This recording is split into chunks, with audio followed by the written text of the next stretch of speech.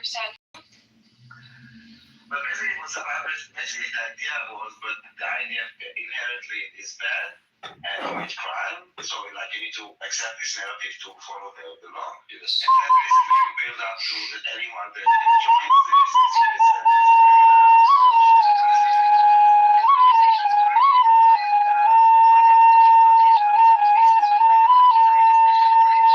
question that he's been repeating in many Zionist spaces, because they all agree that he belongs in jail for the way that he has been funding Hamas for a long, long time. Now he's brought to the before the question of whether Yair Lapid and Naftali Bennett should face the same fate, because to some extent when they were in power for about a year, they did the same thing, but in a different method. And from there we went to how far can we take complicity.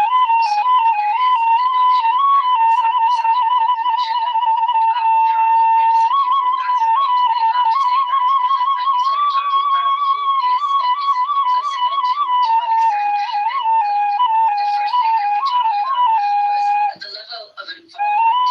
Now you can say that everybody that entered Israel from the Palestinians are 100% complicit, there's no doubt, but also those who were driving the trucks, right? But at the same time, can we say the same for the IDF? And to what extent? Because that is a mandatory army, right? You can refuse, or can we? And that is where the conversation goes, because Israelis do know what is happening there. Even the Zionists, we know what is happening there. That is why it was a conversation that they finally started to have. But this is why I was interested for you to listen, because in these spaces, I haven't seen one proper Israeli space on this platform, and I wanted you to be exposed a little bit more to the internal dialogue that I think you're missing out on, and I think kind of makes you within this shelter bubble that is, well, actually pretty detached from Israeli society. Even if it's not your camp, you should still be exposed to all of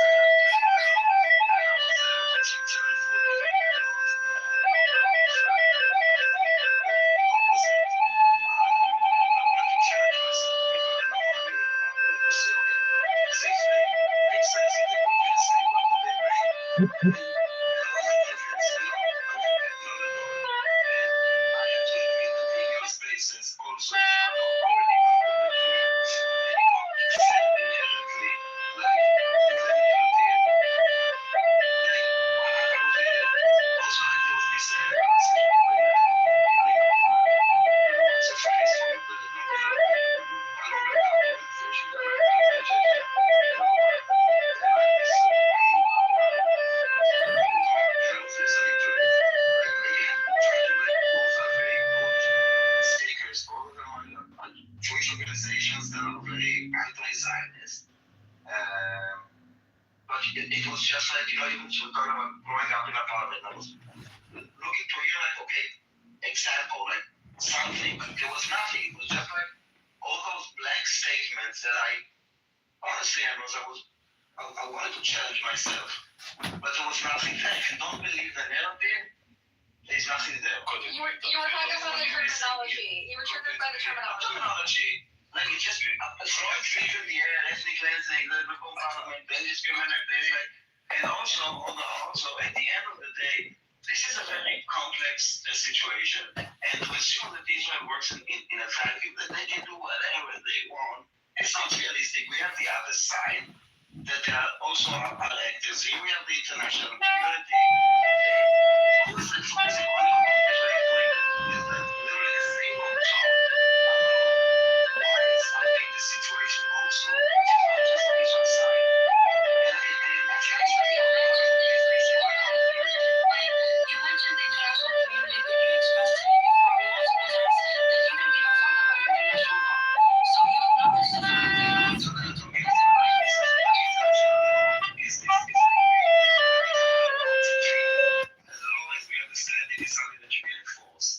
is what we like. I'm not it's not an opinion about those specific international law. In general, if you don't enforce a law, it's not really a law. It's an agreement, it's a treaty. Not all countries go to all laws. So and not any UN resolution is a UN, is an international law. I'm just being accurate. It's not even giving an opinion. Daniel, could it be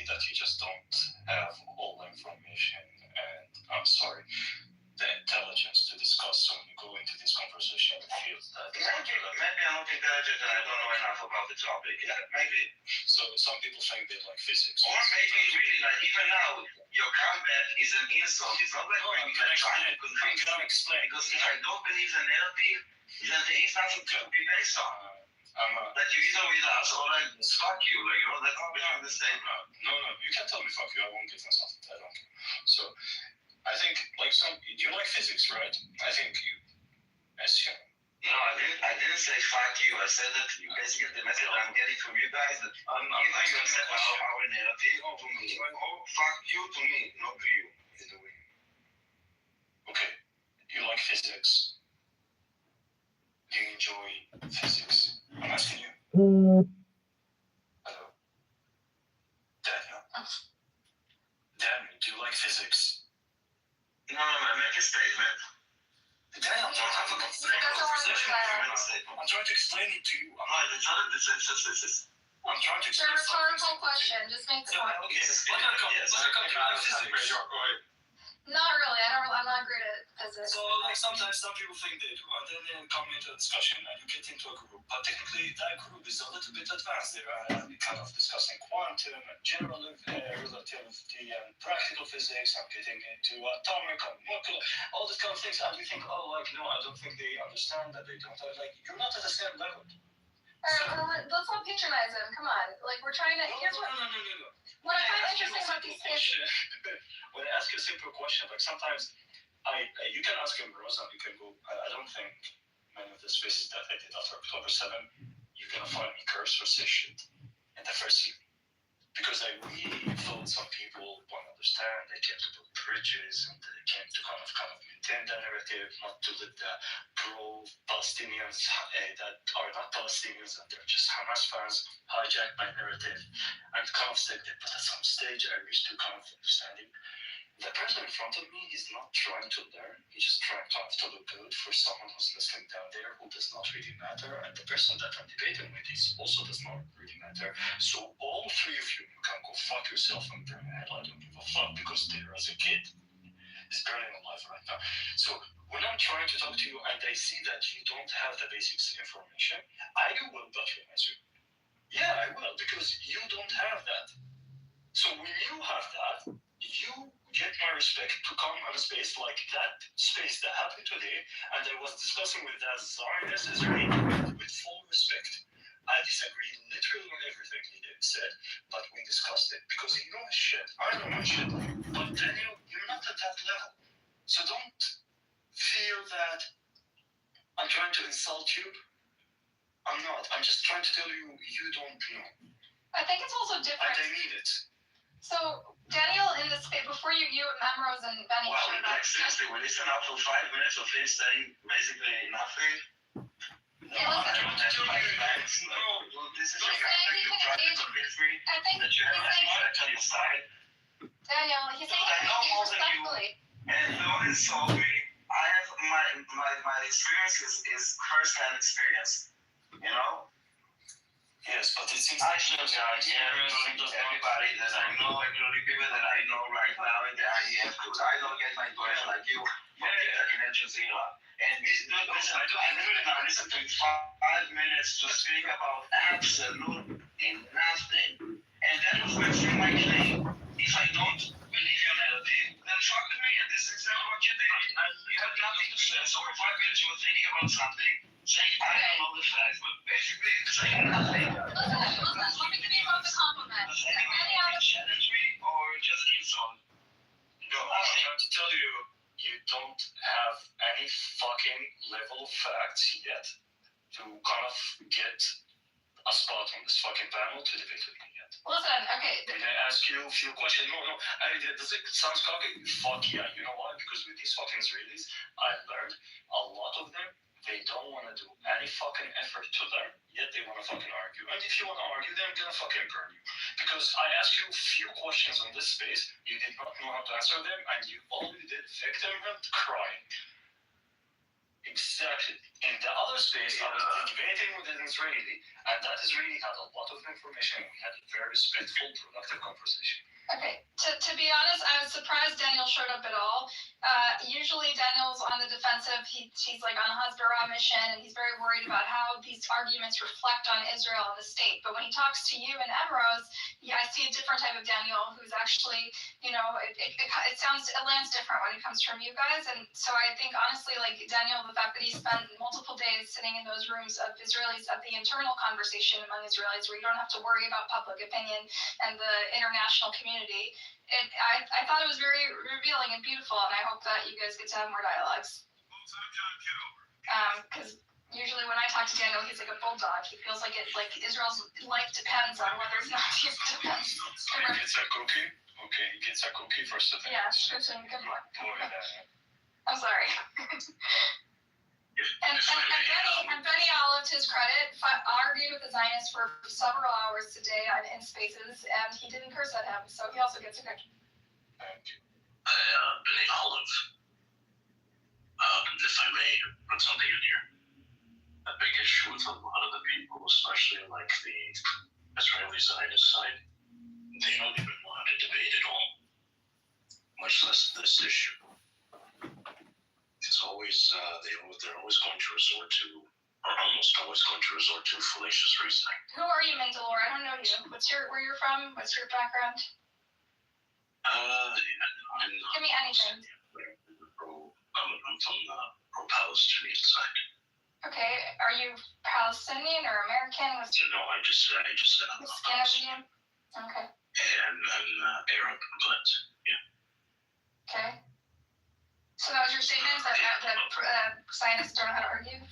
No, I can. Well, they said that at least a lot of the Israeli ones, just from a point of moral logic. Based on what? Based on people you met on Clubhouse? Just observations for the past almost 10 years now, just listening to these discussions. Mm-hmm. But unfortunately, a lot of people from the pro-Palestinian side as well, they don't. Not always, but they're not also the best at really. They're not informed. People are not informed. Yeah. Or people sometimes repeat what they hear on TV because they want to sound smart and they don't understand. Yeah, but even from like a debate standpoint, because I really hate even making myself seem like something, but yeah, I'm just saying this as somebody who used to be like formally trained on how to actually debate. Who, you? And when you. Yeah. Okay. So you're ranking their debating skills, the Zionists versus the pro-Pallies. Essentially, yeah. All right, cool. Thanks for sharing. But it's something else that I wanted to mention is that it's honestly, oftentimes I've noticed there seems to be a lot of intellectual dishonesty. Even when they try to, and this is a critique to the Zionist side, when it goes into the aspect of antiquity, because most of them know nothing about the antiquity side of the debate either. Okay. They'll try to make the claim that. I think you made your point. You made your point. I think. Do you want to add to the discussion? And I feel like I get it. At this point, it would just be if they're not capable of being intellectually being intellectually honest, then I don't see any point in like literally endorsing them or holding them. There's no point in even hosting them. Okay. Yeah, that's right. So our point was there are some Zionists that are able to engage intellectually, and some are not. Some of them have trouble. There's the cognitive dissonance. All right, Ali, did you want to say something? You came up, and Edward. Edward's another Palestinian American from Bethlehem. Edward's here. Hey, Edward. Yes.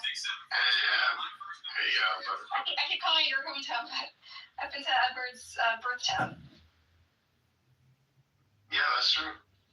I was actually here, listening for a while. I just came back, and I did want to just mention that the debates are great, however, what is lacking, I think, on both sides is debates regarding solutions. And not just solutions, but a way to get to a solution, implementation, those types of ideas. Because we can go around in circles regarding who's right and who's wrong. But at the end of the day, this is more of a form of, I want to say resistance on both sides.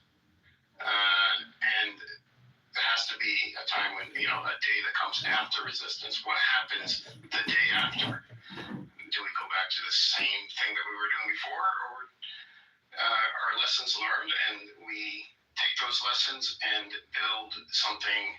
So why don't you kick it off? What's your solution? Constitutional convention. You can go second. Edward, what's your solution? Go. My solution is that there has to be a plan for Palestinians to be able to realize independence. So there has to be a plan going forward, and a plan that's accepted by all sides, including the UN and the international community, and it has to be a plan that's adhered to with mechanisms for addressing grievances.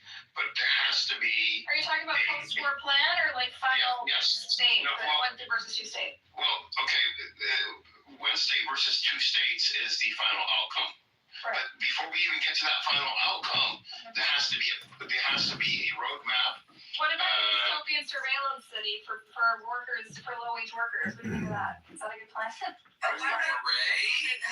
What about talking about Kushner's like dystopian surveillance? how about we? Oh, come on. That city looks fun. Hold on. Can we take this back down to reality for a second? Yeah. Look, Gaza is still mid-genocide, and today we have been informed that there is official annexation starting of the West Bank. We have seen efforts of ethical cleansing ramping up all over the place, whether it's the Jordan Valley or the Negev or East Jerusalem. You're talking about something that is so far from being even feasible right now. This is about stopping something. There's no solution right now. We need to stop this, and the only way, or the most efficient way to stop this, is to fucking sanction Israel and stop arming it. Right now, the only thing that can stop the creeping genocide, which is expanding everywhere between the river and the sea, is for the entire fucking international community to stand up and say no, and sanction Israel and stop giving it arms. This should be an objective. Nothing more, nothing less. This is the best we can hope for right now. Because unless we do that, this is just going to get worse. And we need to get back down to reality. This is where we're at. Real people who make plans with the word Wait, only. I haven't heard from Ali yet. Yeah, let me just speak quick. Thank you, and I have to leave in about 2 minutes. So I am going to back to Daniel's concern, an assertion that if an assumption is being made that every single IDF soldier is a criminal, that's not a good assumption. I think that has to be talked about, and that's what I hear every time from those who are against Israel, that every IDF soldier is a criminal. I don't think that is the case. Number two, I want to ask Mr. He was telling us that when the Palestinian workers they go to Israel to work, they are being treated as cattle and walking through a defined area of gated. And so it's very careful in kind of making sure that these people are getting. So my question to him, unfortunately, I have to go. Why do you think this is the case? This is going to have something to do with the suicide bombing? Oh, for fuck's sake. That's a very beautiful question. Let him finish. Let me finish. Do you think this may have something to do with the suicide bombings that happened over decades ago? I mean, happened. All right, Probably. All right, good. So now let's talk Hold on. If someone need to go, why does he ask a question that we need to go? It's propaganda. It's called a drive-by. Yeah. Can I answer Rose real quick? Yeah. Rose, when I say solution, I'm talking about moving from a state of chaos, a state of destruction, to an organized path forward. Moving from, what we have today to sanctioning Israel, I think is not realistic. I'm not saying we shouldn't this path shouldn't be taken. What I'm saying is, question is, what is your objective, Edward? And I think that right now the objective needs to be stop the monster. Nothing more, nothing less. This is the only thing that we need to be focusing on right now. And I think that the demands for sanction, and this is, by the way, where I see Jewish diaspora is extremely, extremely important. Because I believe that if more Jewish diasporas will speak up against Israel, against the genocide, against Zionism, that will give more public elected officials the courage to do the same, to reject AIPAC, to put sanctions. This is where their job, I think, is extremely critical. Even Palestinians, the diaspora, couple together, do it together, be a force. But if there's something that the diaspora can totally focus on, is that to get more and more people to demand their public electives to take that stance. Because that's the only thing that's going to work. Nothing else. Nobody's going to bomb Israel. Let's face it, there will be no military intervention, right? It's never going to happen. But sanctions can happen, and it doesn't ever even have to be all the way. Like, let's start with not arming them, right? Let something, but give your elected officials the courage to do that. That's on you, not on us. Trust me, we're fighting from the inside, but you can do that. So the way America works is one, we no matter what we do with lobbying, there's no way that we can lobby for sanctions. It just will not happen.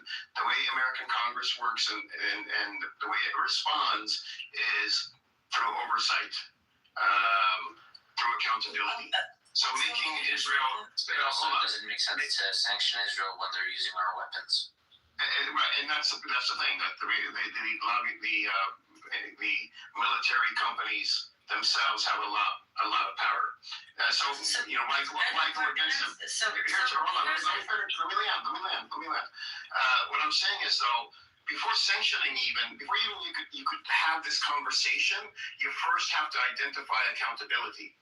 And that's where the diaspora can come in and do a lot of damage to how Israel currently handles Palestinians in the West Bank and in Gaza by allowing Congress to set up mechanisms for accountability, because we as Americans give money to the Palestinians. Okay, I understand we give money to Israel, but we give money to the Palestinians. Hold on. We give money to the Palestinians. We also need to be accountable. We need to hold the politicians, the Foreign Relations Committee, I think, on the Congress side,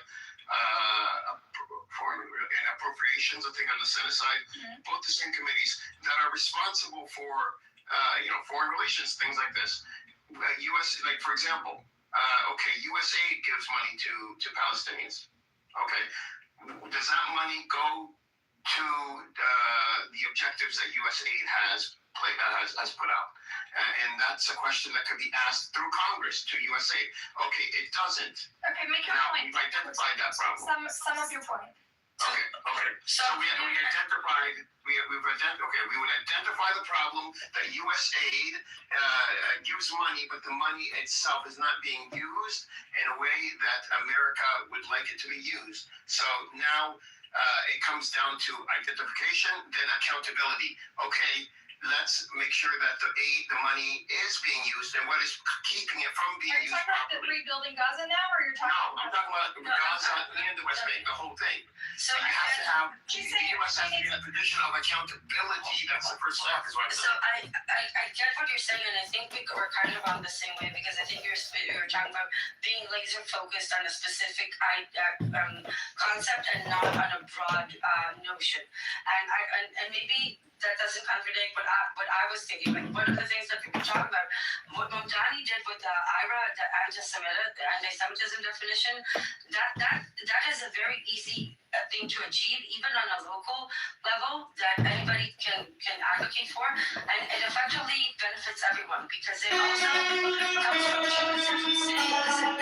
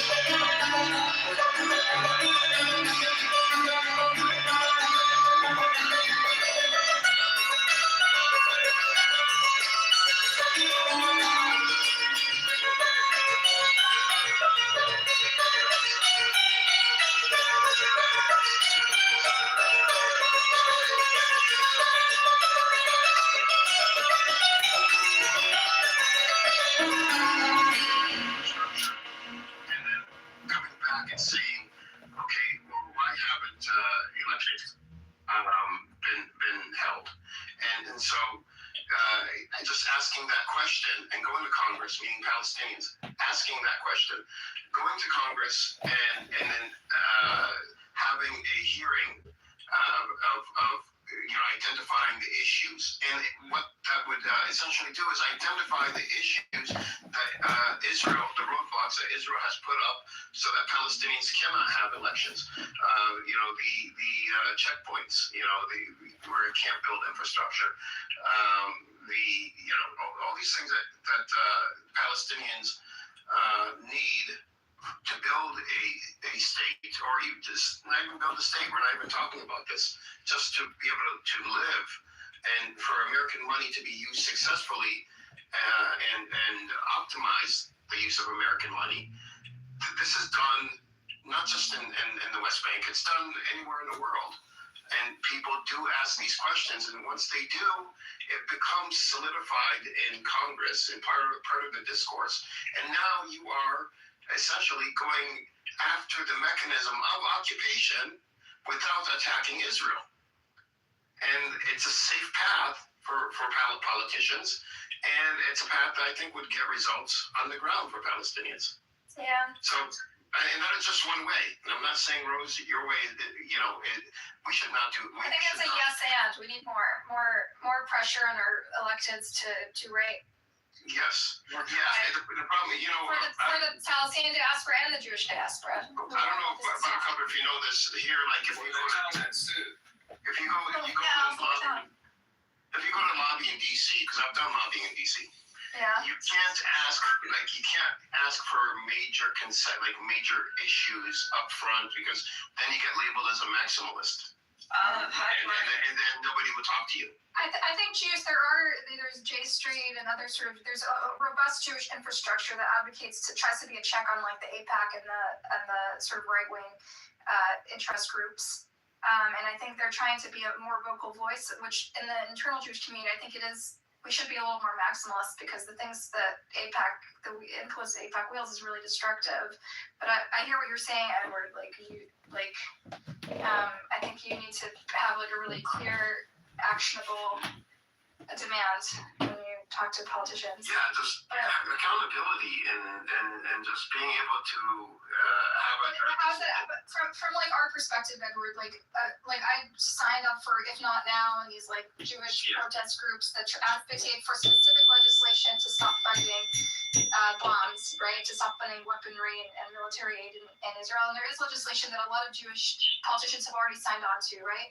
That's an actionable thing. We can all sign a petition that says asking your local elected official to sign on to this bill to try to get it moving in Congress. So we're talking about two different things here. You're talking about mass, I guess, I don't want to say protest, like mass involvement. Advocacy, but at a large scale. So the more people you have involved, the powerful that group is, or that voice is, right? Which is normal and perfectly logical.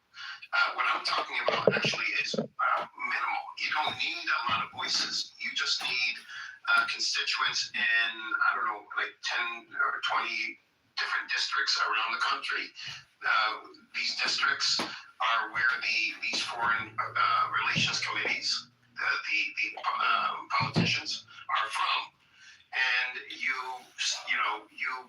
speak to one of them, and you just have one of them write a letter to the various agencies, asking them what are the issues, when it comes to the Palestinians building government, what are the issues? Okay, Edward, but you know what happens when you write a letter to an agency? It gets basically an intern that files it among all the other people who wrote a similar letter. Not if it's coming from a foreign, not if it's coming from a foreign relations committee member.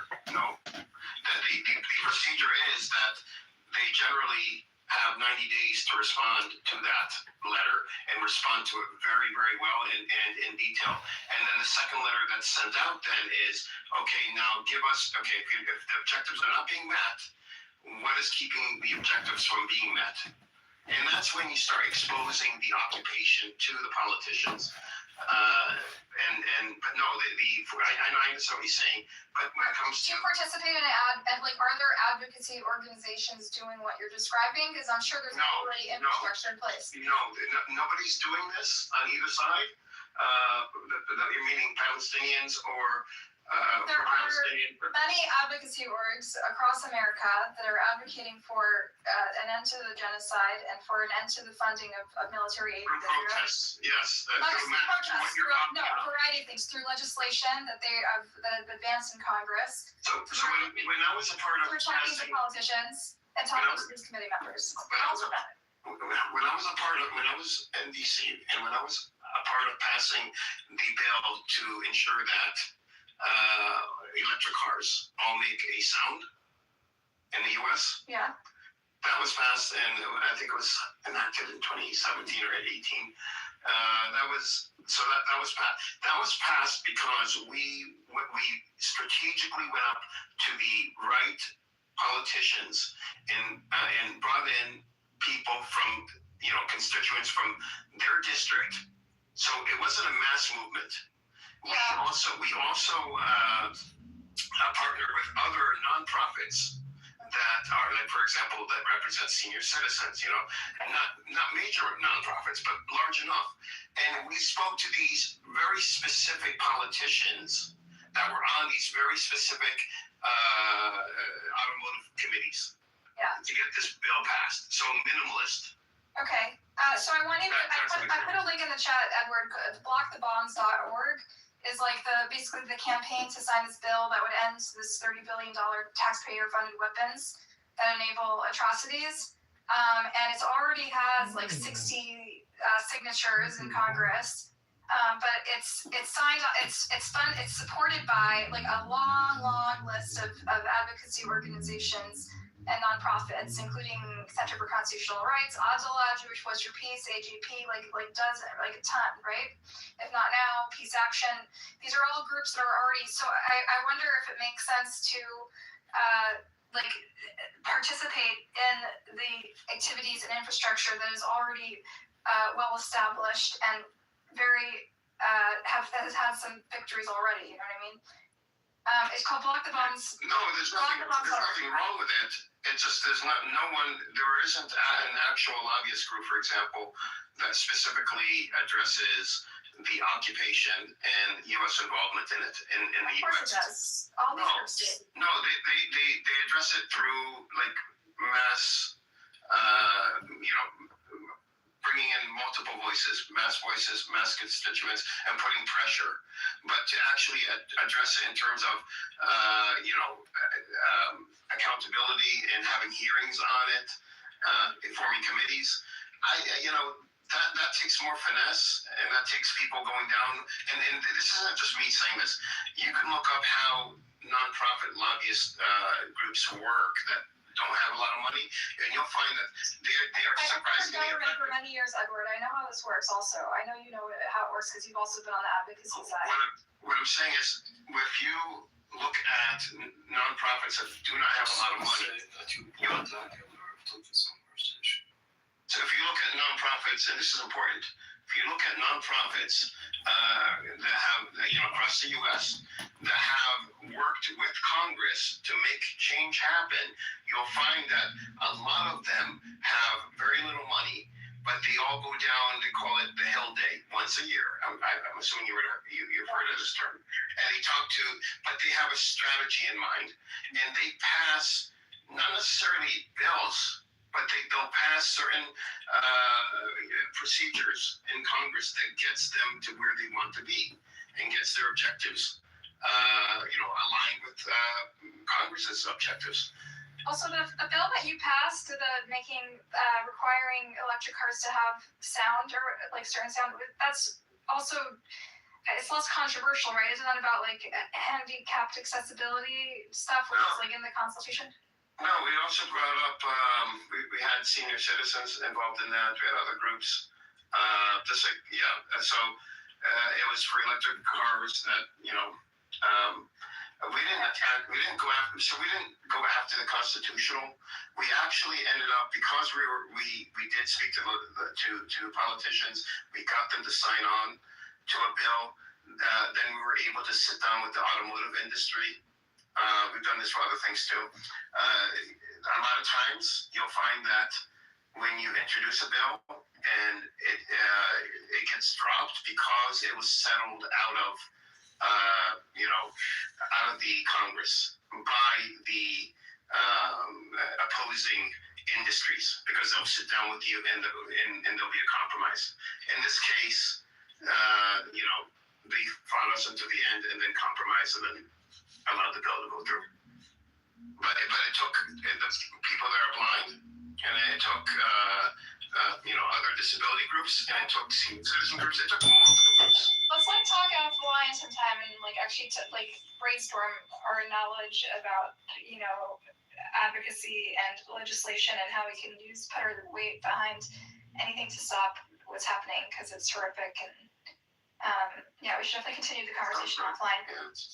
Rose, I wanted to warn you, when I first came on here, me and my Palestinian friend, a lot of people came after us, both on the Palestinian side and the pro-Israel side, on the Zionist side. And I think the Zionists are coming after you. They're making a lot of fake accounts with your name. They did it to me too. And so I would just... Somebody told me. What will they possibly do with it? They're going to dox you. They're going to dox your name. Dox you and then potentially. So here's what they did. They made 4 different buttercups, and one of them, they actually made an AI buttercup voice. They took my voice and ran through AI. Did not happen. Oh, really? That was reported to them. Yeah. They claim they reported me to the Israeli. I have 2 EDM songs with my recording on them, multiple clips, a good amount of memes, and last time I counted 34 spaces open with my name in the title. So and my wedding pictures were already posted on X before. So You should have commented and be like, "This is so romantic. I forgot all about this. Thank you for reminding me." Aww. But I just have to be let the song stay harder. This feels fine. Oh, really? Yeah, that's what I said. Emerald comes from the streets of X. So I think it's not out to be nothing. Debating Yehuda, Spencer, debating on this kind of also shitty Zionists, but then debating someone there, which is, I think also they take advantage of in America we don't have privacy laws, so when they dox us and they put all our information online. I'm just gonna say this Benny guy here cornered John Spencer on his face for 20 minutes and grilled him to the point where he admitted that he has conflict of interest when it comes to being paid by party members. Can we play that recording in one of these rooms someday? That would be so fun. Yes. To do a listening party. Somebody made a whole video. I'd be interested too, Buttercup, to join your conversation if ever you guys are willing. Yeah. I've been in politics back in my day for a while, and it's very encouraging to hear you talk like this.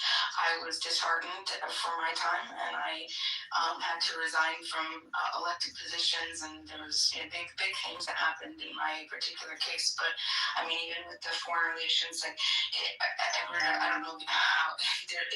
I just feel that there's been so much that our both political parties have been captured so heavily, right? I mean, like if you were to look at the scorecards for Foreign Legion committee members, like what they've done with taking any type of like pro-Palestinian action, you're going to come up with a handful, maybe 2 or 3 out of the 50 plus, right? 53 members.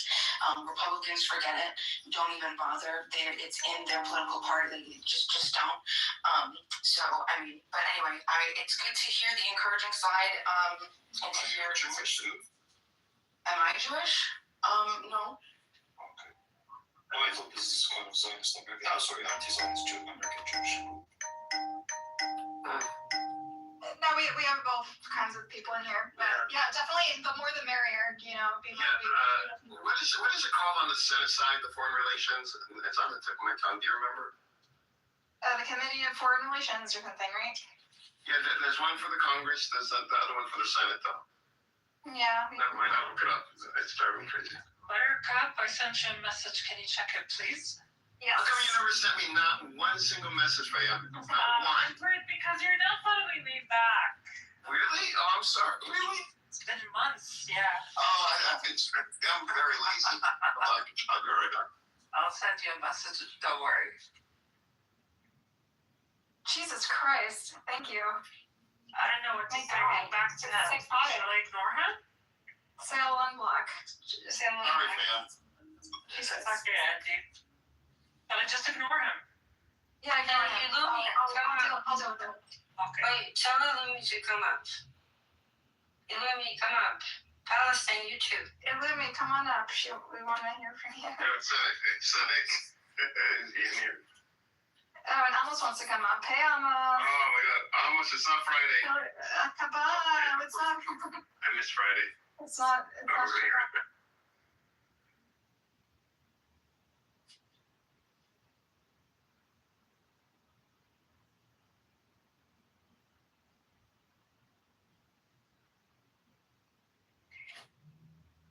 Illumi. It's okay. Cynic, what are you doing? Where is he? I can see him here now.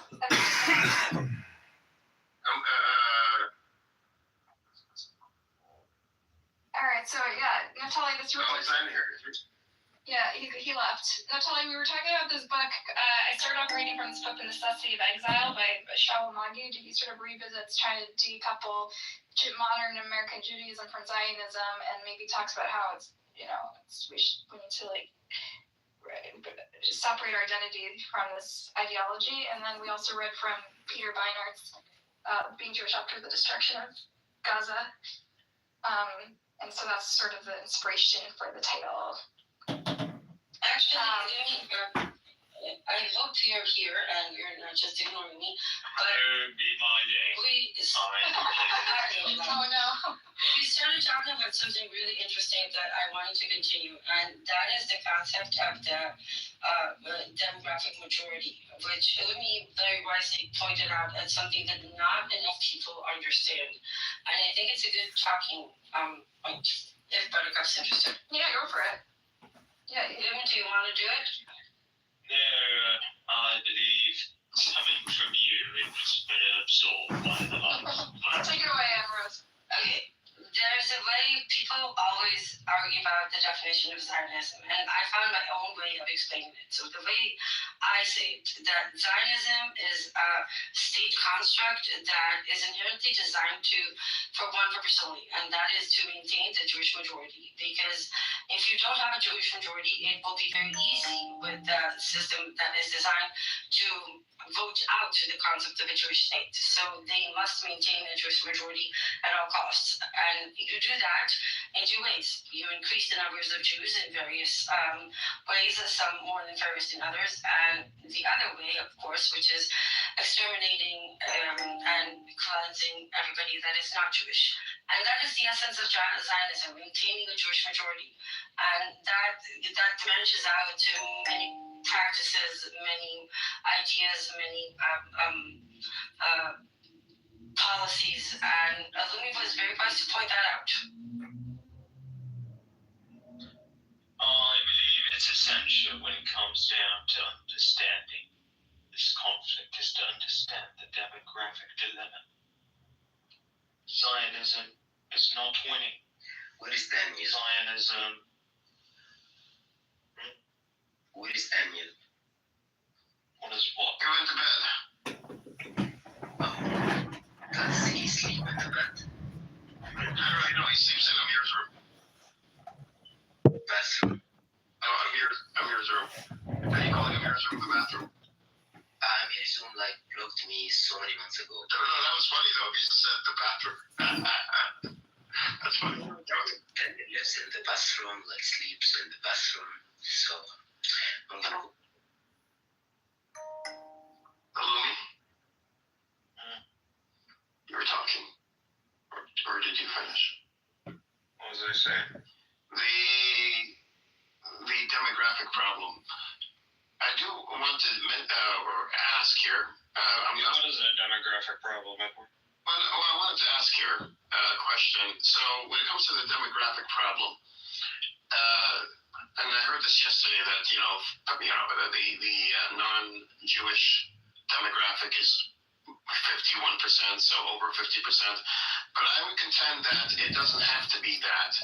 The demographic problem starts way before 50% because of how the Israeli government is structured. It's more of a parliamentary system, so forming coalitions. And you don't need 50%. Buttercup, I want to ask you a question, Buttercup. I'm gonna go quite fast, okay? I leave quite fast. Buttercup. Hey. Okay, you didn't give me a permission, okay? I'm gonna ask you. Why didn't you marry yet, Buttercup? Look, if you're interested, send her a DM. Send her a DM. in her? No, I don't want to propose, but I'm just. Man, bro. Why are you asking? It's just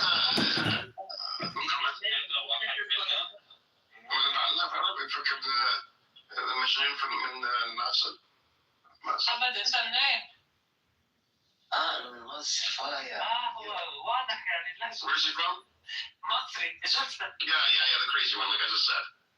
طب محمد ليش هالسؤال يعني هذا سؤال غريب؟ No, I asked her so many times before. Why didn't you? Yeah, are you interested? Do you want to date her? No, I don't want. When I missed it, I went out. What did he say? He was asking, why aren't you married until now? Who, me? Yeah, Muhammad. He's like, why are you single? Why are you single? You know, it beats me. I asked the same question.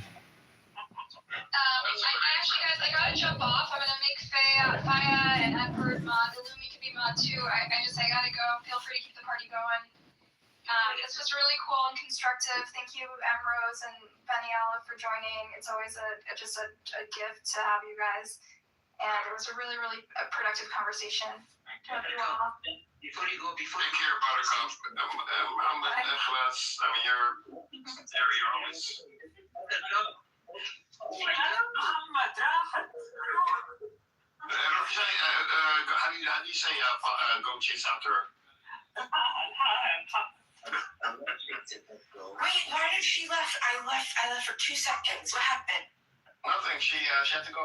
Oh, okay. It was a graceful exit, not a abrupt rage quitting exit. She had to go. I'm sure she'll be back on. Sorry, I must say. You all need our Lord Jesus.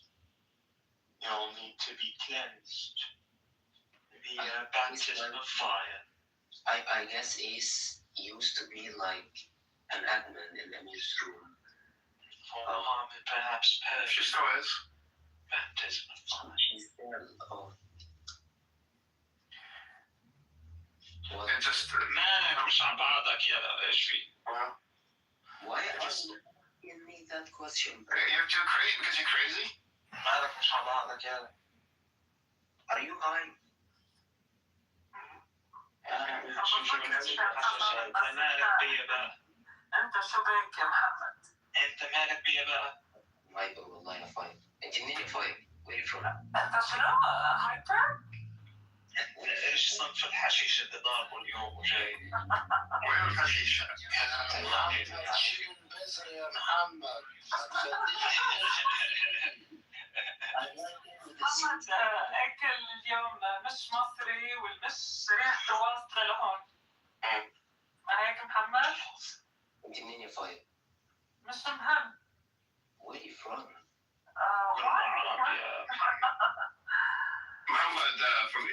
Egypt. Can we ask you a question? No, you can't. I'm going to ask you, how come Egyptians can't cook? I cook. So, how come you can't cook now?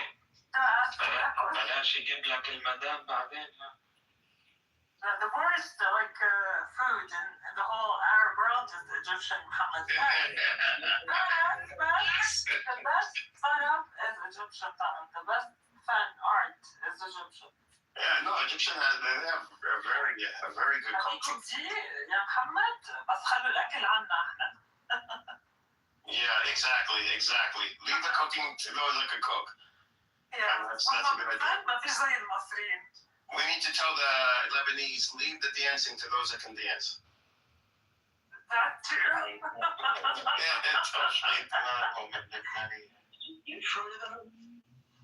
No. Best dancers are Syrians, I think. Yeah, I think so too. Yeah. انت يا محمد مالك مش متجوز؟ ليش انت سنجل يعني؟ I'm divorced. Oh, I'm divorced. Oh, no surprise. كمان طلق. طلقك؟ ايه طلقك؟ طلقك. Where'd she get your arm? لا حول الله يا رب. ايه محمد بعد شو بتقلنا؟ أنا هذا محمد. يا زوي. هتروح ايه؟ الله بالحلال عندنا طلاق يا محمد. رايح فين يا محمد؟ ما احنا متسليين وياك. رجعها يا محمد.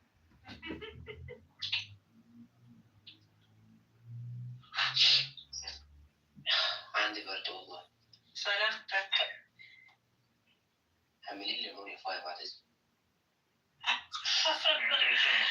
حدا يعمل لي ليمون. ليمونادة. انت يا فاي اعملي لي. لا انا ما اقدرش. ليه؟ عندي ايد واحدة بس. بعد الشر.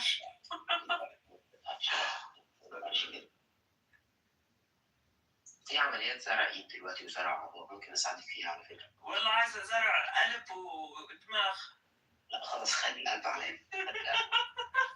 اشوف انا الموضوع ده. حد سرق قلبك يا فاي؟ هو مسروق بقاله سنين. مين يا فاي؟ مين؟ وانا اجيبهولك واعلقه في العمود. هعلقه. She's married, that's it. قولي لي عليه يا فاي. عرفيني سكته بس. ما تعرفش سكته بعيد عنك قوي. سابك يا فاي ومشي؟ لا ما سابنيش. ليه ما لقاش فيك اللي هو عملته ولا ايه؟ لا. قضية مسرورة يا محمد. He might hang you on some pole too, you know. First thing you mention is poles, hanging on poles. يا بنتي يا فاي. ما سابنيش. You remember him, Zainab? The crazy guy from Egypt? No, I have no idea. They usually people like that don't leave much of an impression on me, so I'm sure it's not memorable. Yeah. Yeah. ليه يا فاي سابك ليه؟ انت اللي سبتيه. مش هتكلم. It's obvious. The kid is sick in the head, huh? راحت فيني. الله يرحمها. زوجتي مش عاوزاني قلت لها خلاص هنطلق مفيش مشكلة. أنا مكتوب عندي بالتقرير نطت من التربة حصل إيه باشا؟ تواضع ازاي وقلت لها خلاص يا حبيبي نسيب بعض مفيش مشكلة. وبقول لك طب كان القرار متفق عليه ولا من طرف واحد؟ انت سألت سؤال وانا جاوبتك ما تخشش في تفاصيل بقى. متبقاش أنت عمال بتسألها بالتفاصيل يا باشا وإحنا حابين التفاصيل يا ابني. قول لي إيه الموضوع؟ وبعدين ابنك في بطنك انا مش بسألك انت ايه شوية. ما انت شو قصتك اتزوجت على كلاب هاوس من قبل انت؟ ما عندك اهل يزوجوك يا اخي. مالك يلعبوا القطعه اللي انت يا جايب بانجو وبانجو مضروب مخلوط حشري وكمان نتحمل سلاختك. وين بتجيبوا العاهات هاي؟ ايه بس انا مش هرد عشان خاطرك. لا خد راحتك رد. انا ما بشتمش. هلا بتشتمش يعني وليت بتشتم ليه اصلا؟ هو ما شتمش، هو شنو بيهزر وياك. انا بهز الورد بس عشان اشم ريحته يا محمد. يعني يا فؤاد عشان الادبي عليه وتقولي ايه ده يا محمد؟ ايش يا محمد؟ ما ينفعش كده. عايزة تسمعيني وانا بشتم يا فؤاد؟ لا ما بدنا شتم ولا بدنا ولا شيء. ناخدها بس مزحة. هزار. كم سنة يا فؤاد؟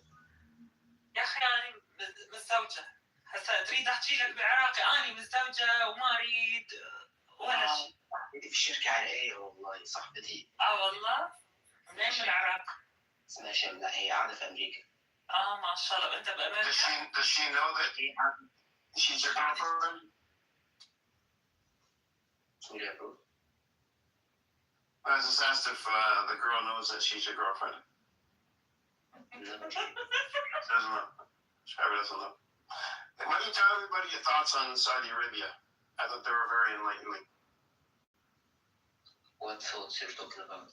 What did he say when I first met you? Was it the Saudis or the Palestinians? Somebody was not. You were talking about how they're not educated. Oh, you still remember 6 months ago? I still remember. It's been a while. You have a good memory. I believe that's the only time I talk in a room. That wasn't in Amir's room. That was in my room, actually. You have a room? No, I mean, temporary rooms. Sometimes I haven't held one in months, but that's when I first met you. So, what did you say that day? I don't remember. What was it about the Saudis? I don't remember the specific speech I told, basically. I'm not sure. But I said, there is a problem between Saudi Arabia and Palestine, That's all. But I'm not quite sure. I'm not confident what I said. I remember yelling at you. You yelled at me? Yes, I did. Good for you. I'm proud of you. Yeah, I'm proud of me too. I didn't kick you out. I don't insult anyone. You did. What did I say? I don't remember, but you insulted something about low education. Arabs on Bro, you have a great memory. I don't remember. You. Yes, I didn't say it. They undereducated, lowly educated, to be honest. But I used to live in Saudi Arabia, so yeah, I'm not gonna be harsh on them.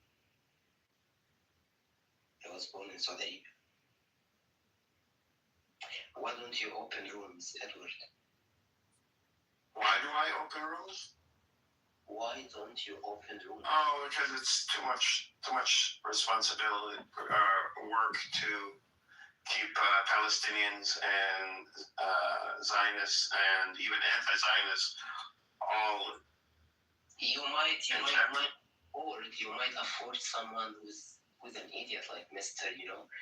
Someone that's gonna make it as a hassle. Muhammad, sorry على المقاطعة. Guys, Amir just opened the room, so. Okay, invite me in. Okay, I'm leaving. Bye. Bye. Muhammad, if you're good, they might unblock you. Sorry? What did you say, bro?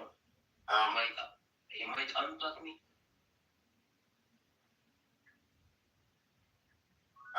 Ruben check. Do you want to be? I don't want to be by Amir. Hello, Mr. Edwards and everybody else. How are you doing? Doing well. And you? Very well, thank you. Never better. Yeah. So I have a question. If I might have the opportunity to ask, please. Want you answer questions also, or is it you ask some questions? I'm just asking. So you have an answer. It depends what the question is. If somebody asks me a question that I might find challenging, I'll reply. I'm just kidding. I did.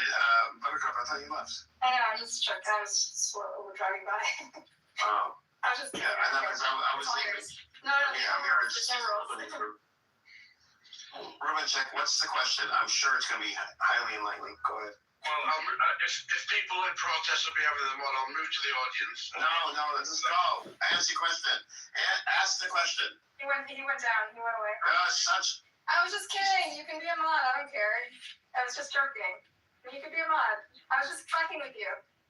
I'll make you a mod again. See, that's how much I like you, Ruben Chick. Well, where are you from, Ruben Chick? He's Slavic, right?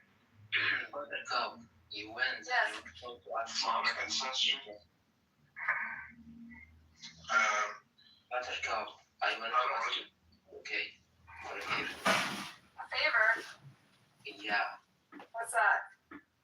Yeah, someone is interested in you. No thanks.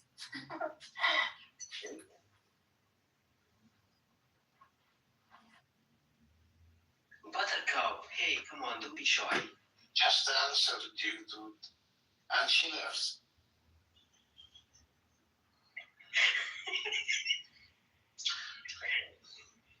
Okay. My questions are: does a person being a Zionist, does it make them a bad person? Of course. What should happen to? Should they face any punishment? Can't read a word. Punishment? Yeah, should they have any? Following this Zionist idea, and you will see your punishment in front of your eyes. The whole world is going to punish you. So the hostages that were killed by Hamas, do they have some kind of did they deserve to be murdered? What about the hostages in your prison who had died on severe bad treatment and died from what do you call it? Torturing them. What are you going to say about them? When someone do whatever you're doing, you just wander around and ask why they are doing that. You are doing the same thing. Okay, you've got a question for me. I asked you a question. You asked me a question instead, but I'll still answer your question. I answered you a question that the same as your answer. For anybody. Justify. Okay. Okay. So you're speaking about unfair treatment, yes? Okay. They deserve to die, Ruben Chick, because they are Zionists. And Zionists are advocators for death and out of civilization. The hostages deserve to be killed, yes? Which hostages? I didn't say they deserve this. Actually, I've got my answer. Thank you very much. And I want to say, anybody who's detained in Israel unfairly, I'm completely against it. So thank you very much for having me up. Thank you very much. Please come again. The hostages deserve to be killed. Okay. See ya. No one told you, bro. How does there is no innocent output in his head? Yeah. But the main idea that they are already killing hostages. This is a total mistake. Yes, I'm untouchable. Look at me. You shouldn't treat me like I treat you, because you treat me like I treat you. I will. Why do you play the game? Blame you for treating me like this. What kind of twisted, corrupted mental mind you are thinking? Because he is speaking English does not mean he's an Anglo. Yeah, true. He is simply gaslighting you. He is a Jew. He knows.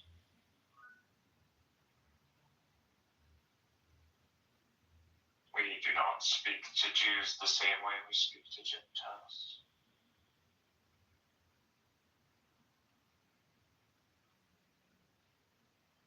Jews should be spoken to in the language they know.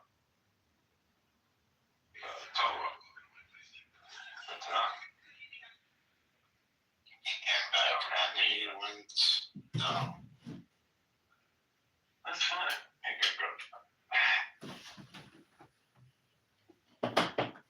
Gonna get his answer. You should know.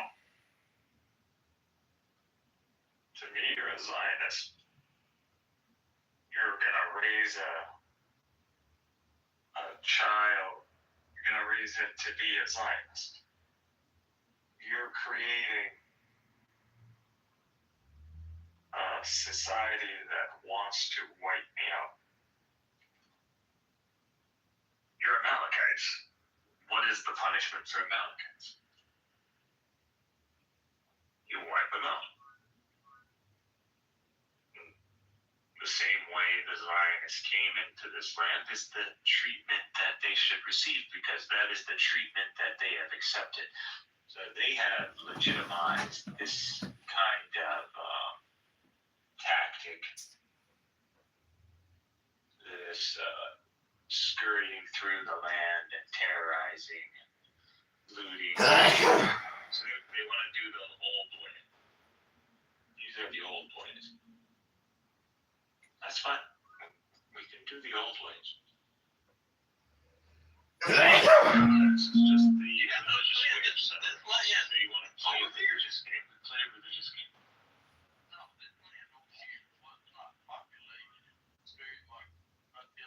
And not only that, we thank the Zionists for it. We go, thank you, Zionists, for reviving our religious sense.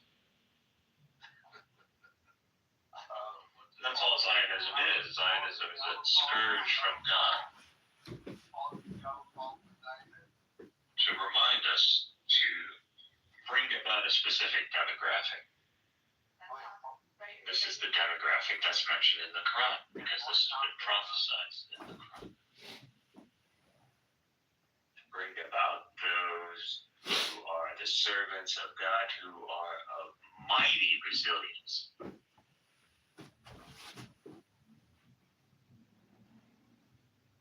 God's going to bring about Israel once again. That's what you're seeing, the rise of Israel. We Palestinians are Israel. Experiencing exile and coming of a Messiah who is about to bring us all back home to the promised land.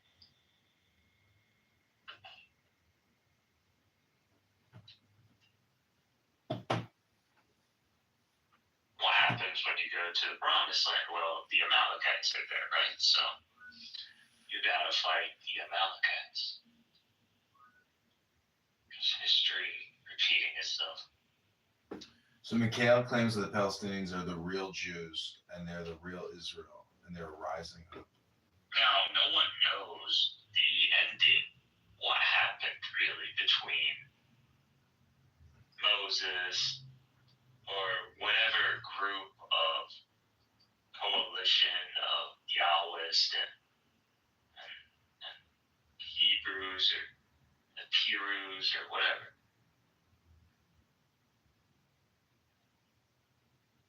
We don't know exactly what happened. It's definitely not what the Jews are saying. Like there was like this mass genocide. The future is built by in the hands of the Israelites.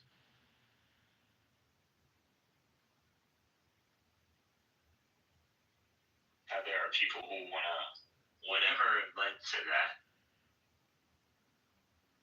they want to bring it again. And there are people who want to elevate humanity beyond this cycle.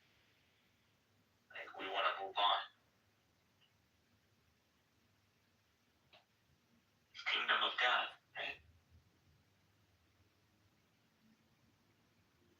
The Jews are people who've gotten so accustomed to the reset, this continuous collapse of human civilization, that they just started riding humanity. Like it was some sort of wave, like it was some sort of stock market. Oh, society forming over there.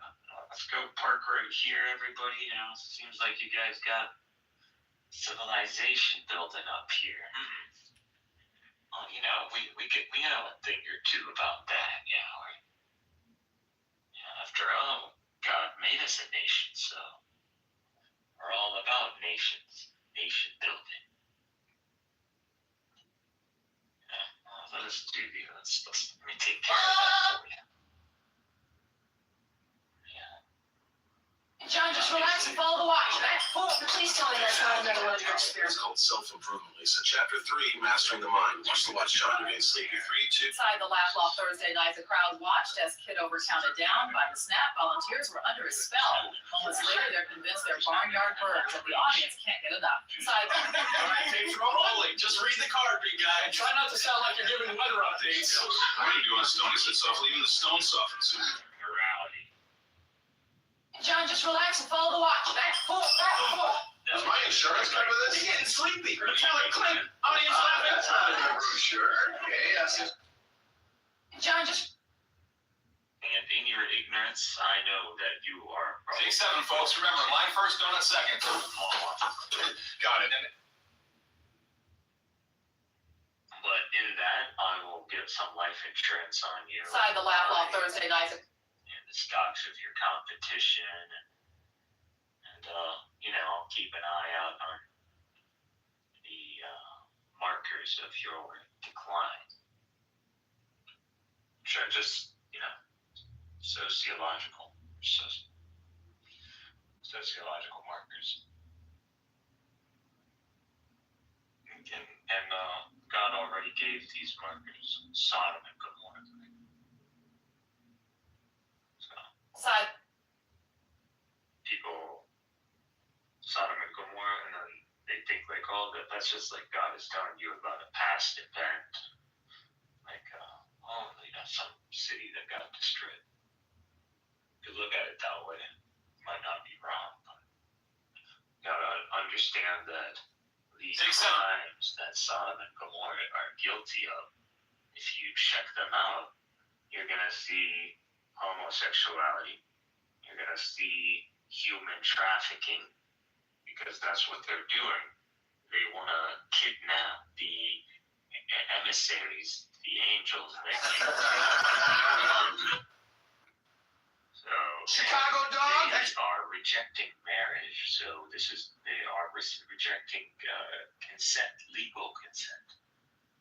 So this is through force, intimidation, strong mentality. Show you step by step how to turn a free AI app in your phone into real money. Sexual immorality, homosexuality, rejection of marriage, rejection of heterosexuality,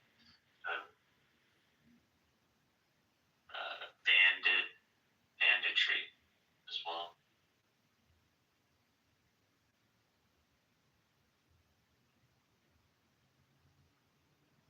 And just in general, national aggression.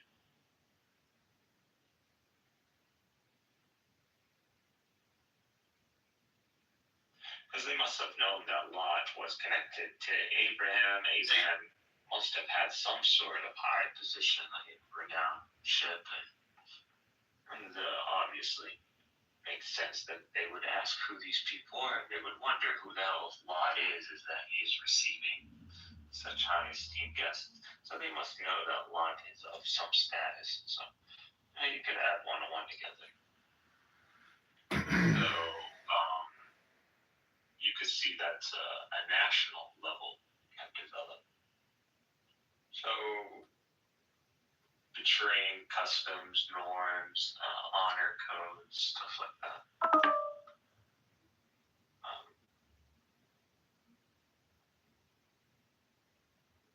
Mongers. So all of these are signs of a society declining at Sodom and Gomorrah. So people always like, why isn't Sodom and Gomorrah like an example of extreme?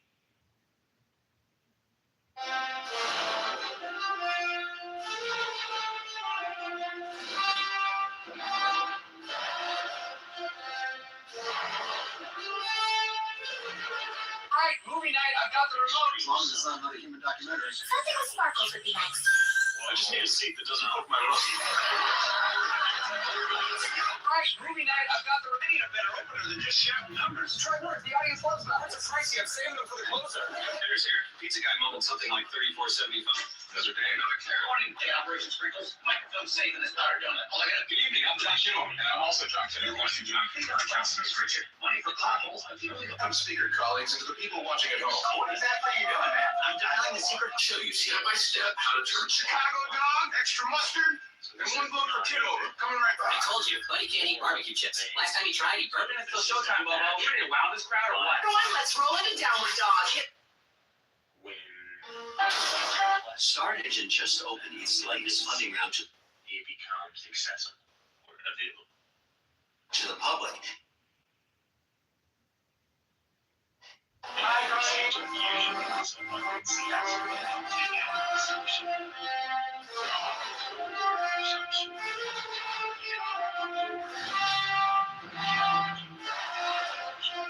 Question there. Theology.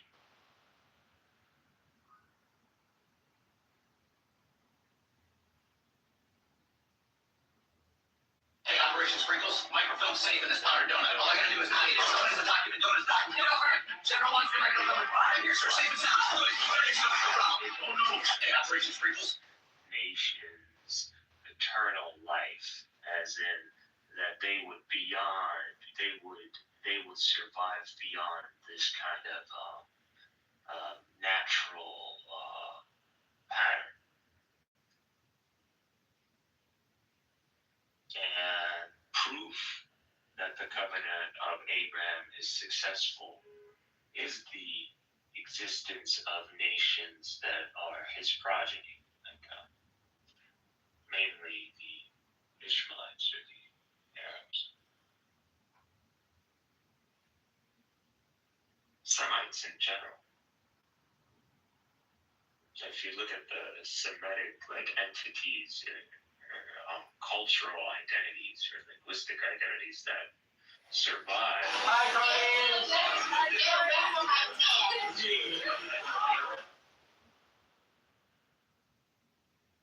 Those aren't lottery numbers. So there's really no faith. A lot of things are just simply people are ignorant or they refuse to acknowledge. But the covenant of Abraham has been not only fulfilled, but active and has time under its belt. Has over 2,000 years under its belt.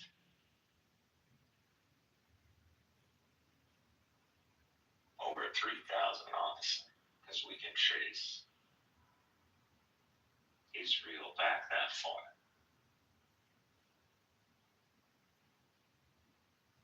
And genetically further. So there's no doubt about it that there is a lineage and there is an establishment via lineage of a nation that has persisted.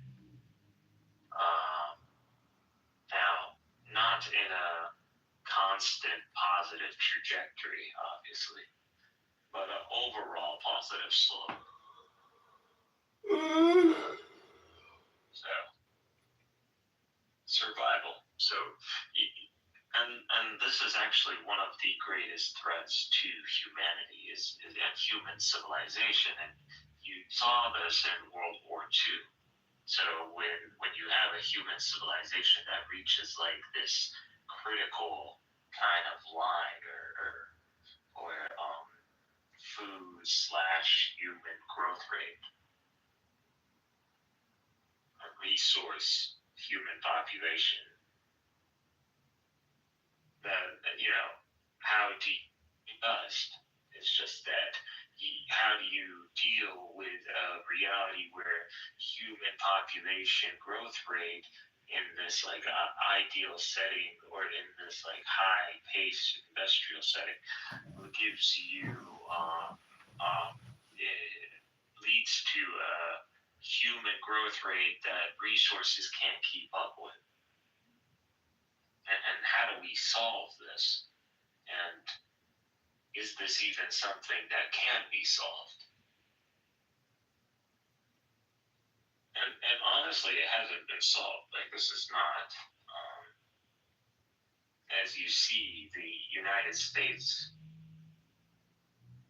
pretty much engages in solution capitalism, but I would say that failed. Like people always look at America and then they go capitalism.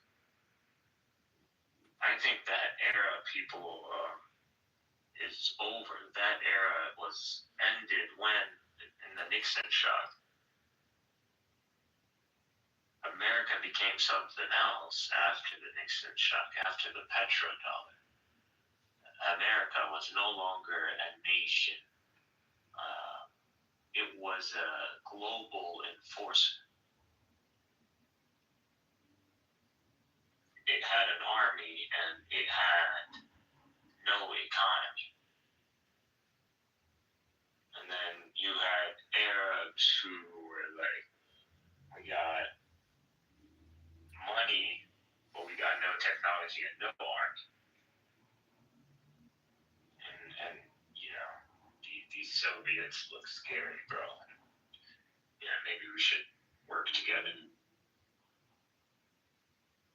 Petrodollar, new global order. So that's, America is not, it is capitalist in the sense of like a domestic sense. International sense, it's a global order. No one can, it's not even up to Americans. Like your rights, your constitution, your everything is gonna get sidelined when it comes down to this global order, because this is the world we're talking about. This is the wealth of the world. I don't know, Buttercup, because I feel like you're gonna close the room. But here's for being an adult. Can I come on, please? Thank you. Yeah, I'm going to close the room. This is not great for my brand. Why?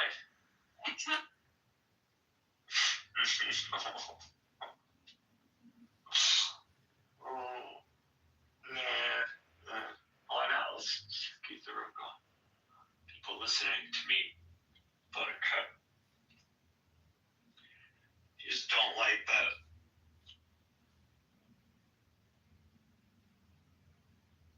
I'm just smarter than you. I just know more stuff than you, that's all. And you just don't like to hear what I have to say because it involves God and religion. And for some reason, you have something against the God of Abraham.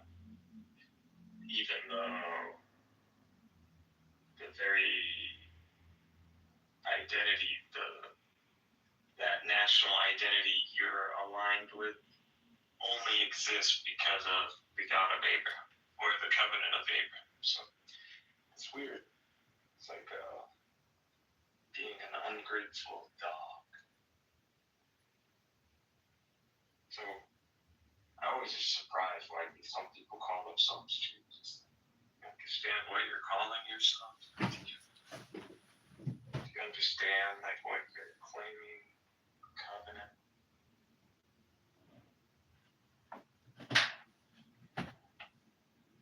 Weird. Everybody sticks to the definition of Jew as defined by Zionism, modern day Zionism. But no one looks at like a middle age understanding of a Jew, or the Islamic world's understanding of a Jew, or the Quranic understanding of what a Jew is, or the historical understanding of what it is.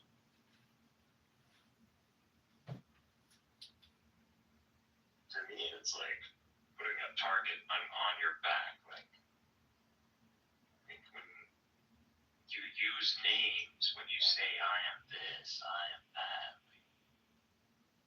you know, that has meaning. Whether you believe or you don't believe.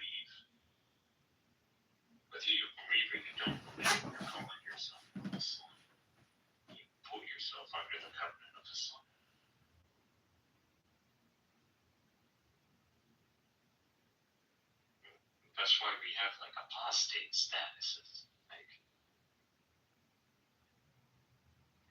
there's a reason we don't go, this person, when he apostates, he's just a disbeliever, and everybody can believe whatever they want to believe. Disbelief after faith is not the same as disbelief before faith.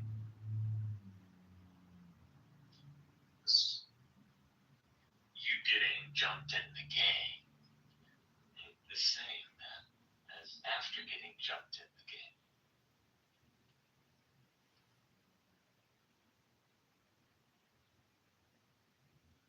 Am I right or am I right?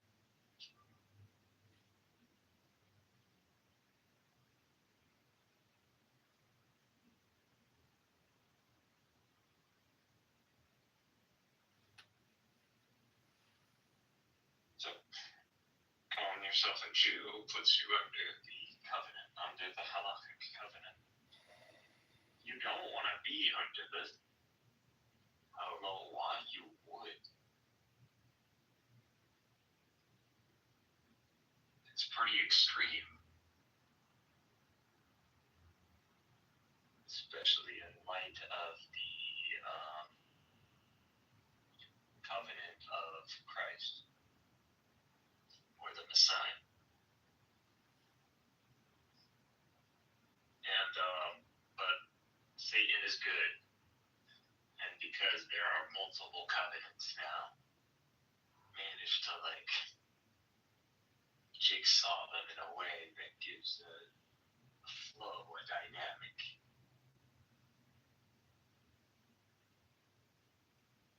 Lives off that. Seems to be Congressman Raja Krishnamurthy. Satan has built a temple.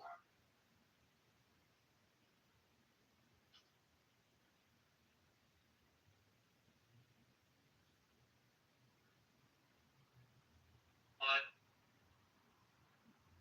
it's a good thing.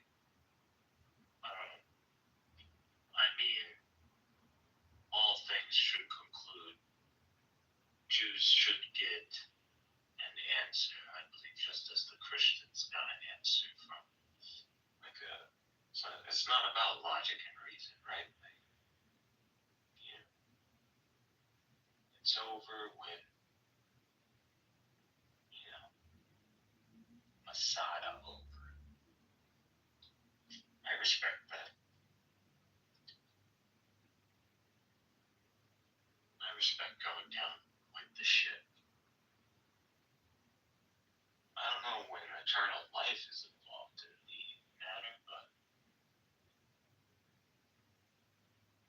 if there's a logic that allows Satan to experience or accept experiencing eternal hellfire. Traveled across downstate Illinois, he stopped and played. There's something I'm missing.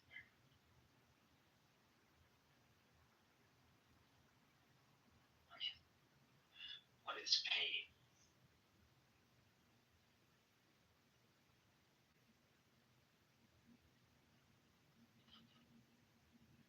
What is pain after a million years? Or 1,000 years? Or even a few hours? If you're not passing out from something.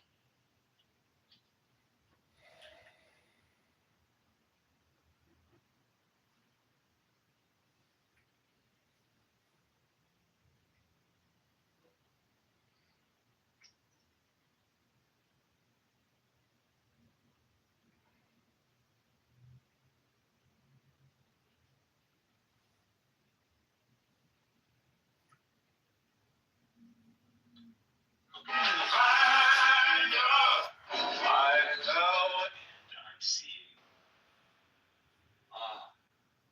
we need to prepare.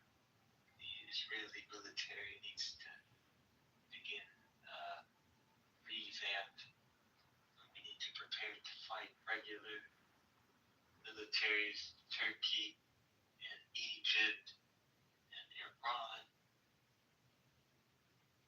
The days of fighting terrorist armies are over. was like, I agree to that. The days of fighting terrorist armies are over.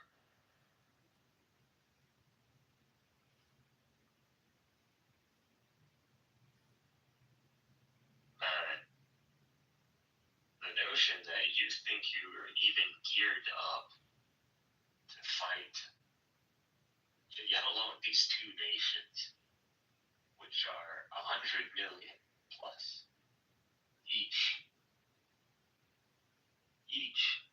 200 million population. Talking about Turkey and Egypt, you're talking about Rome and Egypt.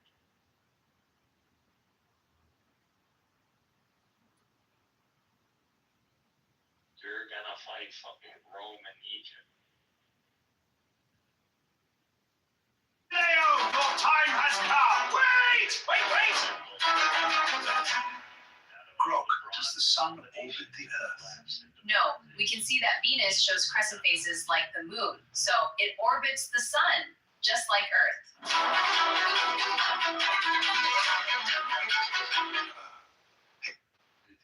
These people are delusional.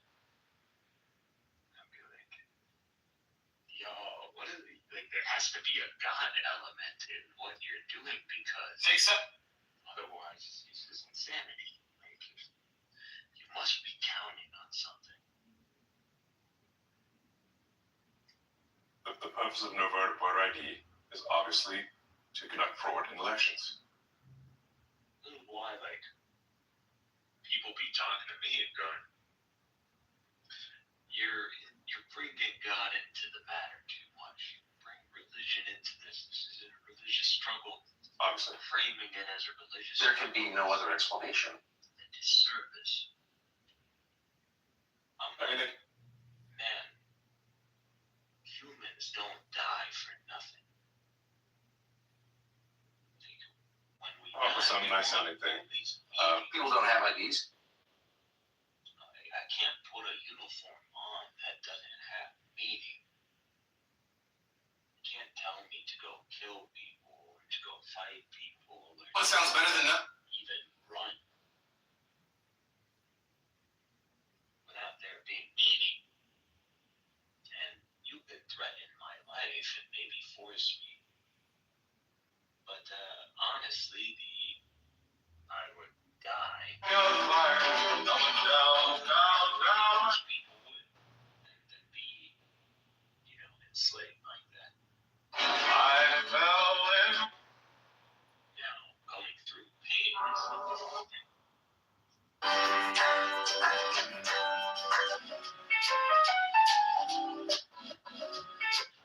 capture you and make you suffer. That's without killing you. Including East Alton, Carmondale, Mount Vernon, and Is the problem.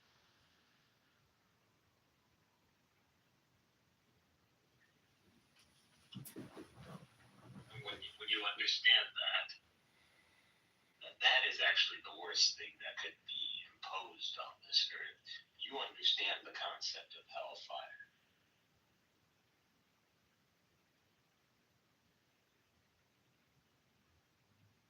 And you understand the scaling.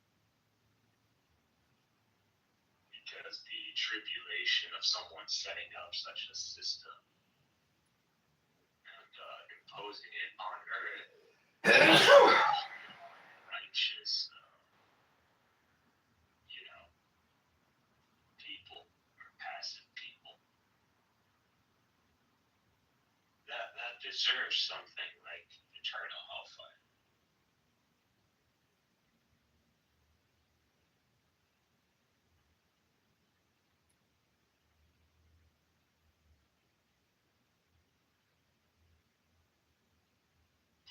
Like, it's only logical. Like, at that point, it's not as crazy as people make it seem like,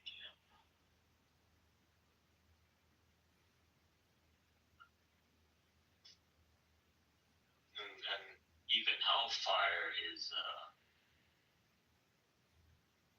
bit more merciful. Yo, what up? What's up, man? Are you guys Zionists or no?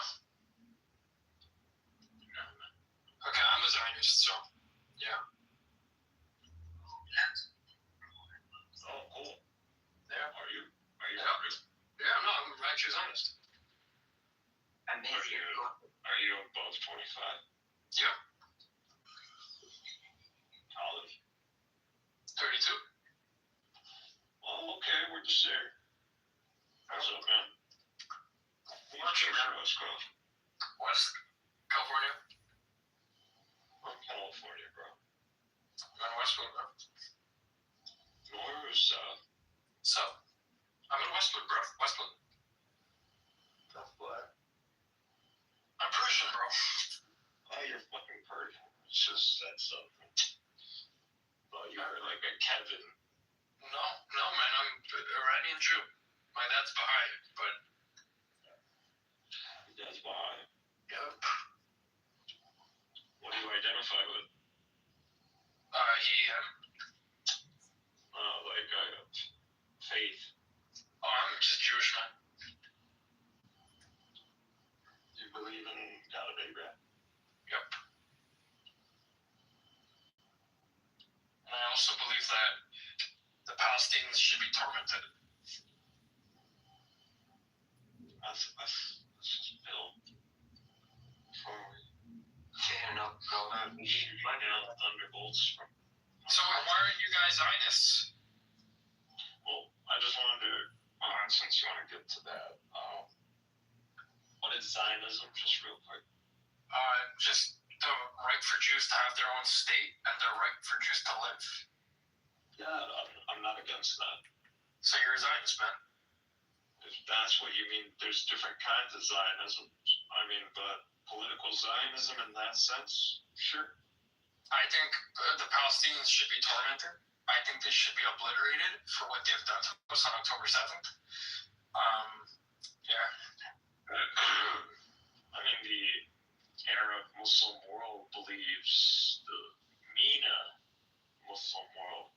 It's because, look, the Muslims, look what they're doing in Iran, right? Be obliterated for what they've done. No, well, look what the Muslims have done to Iran, right? Us Jews are being prosecuted in Iran right now, right? Yeah. Are you like do you have a passport? Are you an Iranian citizen? No. Do you speak Farsi? Yes, I do.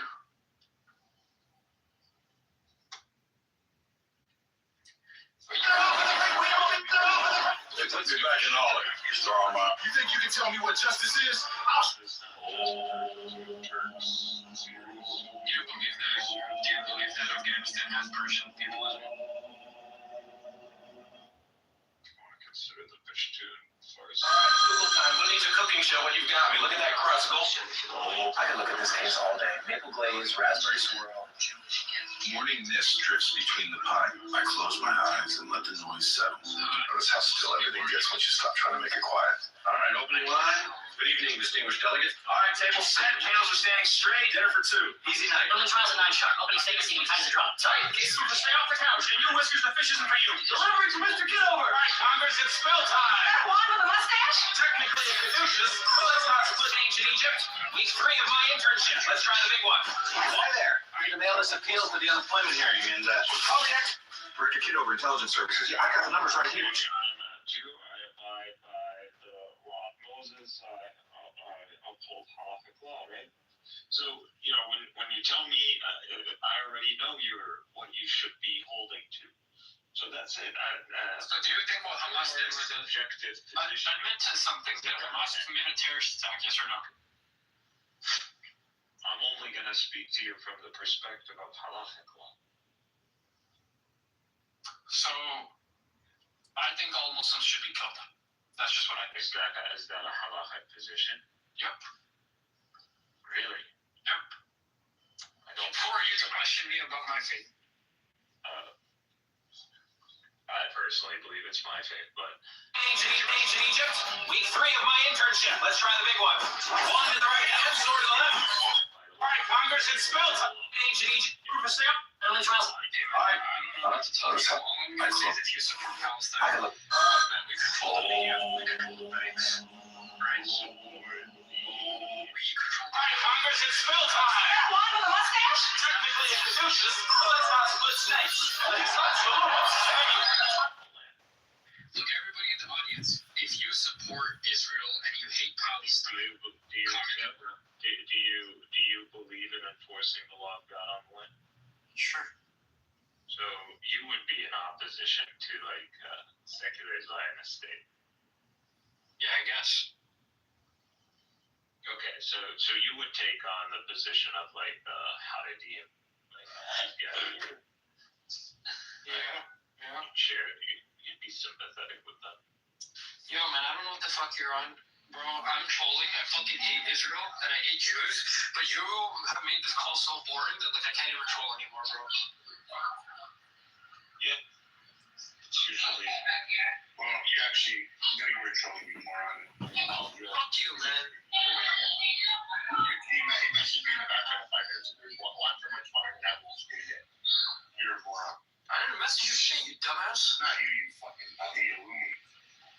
But yeah, we already called you over 5 minutes ago. As soon as you started speaking, you messaged me. Shut up. You're a clown, bitch. I just gambled like outside being a blown apart. You're a moron. Yeah, just because I'm Jewish, you're gonna call me a moron? I'm a Jew. You're not a Jew. You're not a fucking Jew, dumbass. Such a fucking bitch. Oh shit! You're a fucking Zionist. I see a PTR, that's crazy. His opinion, he said like all Muslims must be killed. Complete bro. No. Yo, is Mo Moses Mordecai Levy? What's up, bro? You're a clown. You're a bitch, and you're an idiot. You make me look bad. You make me want to do. I don't think you are. I am Jew. No, you're not. Oh, see? I'm gonna know you are. You're a clown. I hate Israel. Fuck Israel. I'm Jew, you bitch. You are pathetic, man. Fuck you, Abdullah. Fuck me. That shows you you're proud and brown. I'm Jewish and I'm pro-Palestine. How are you gonna hate me? Oh my gosh. Look, you are pathetic, man. From A to Z. Number one, number two. You do not know nothing about Judaism. Okay. Yeah, fuck you. Fuck. I'm not gonna go to you.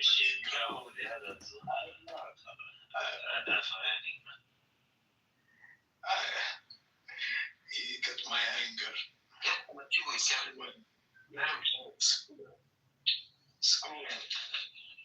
Screw him. No, if you want, I can bring him back up. I'm just saying, but he's still trolling.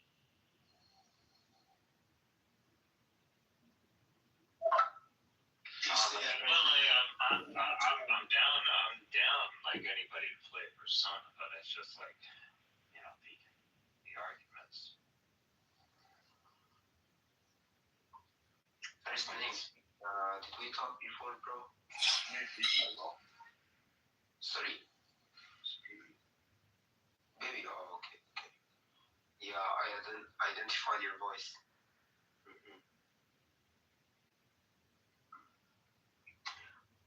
Baby, like you got to know you because he said. I'm sorry, I saw Buttercup. I don't know. I don't trust Buttercup. She's a Jew.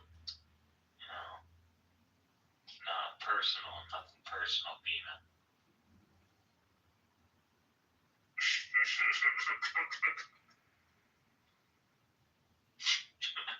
It's killing you inside, isn't it? I know.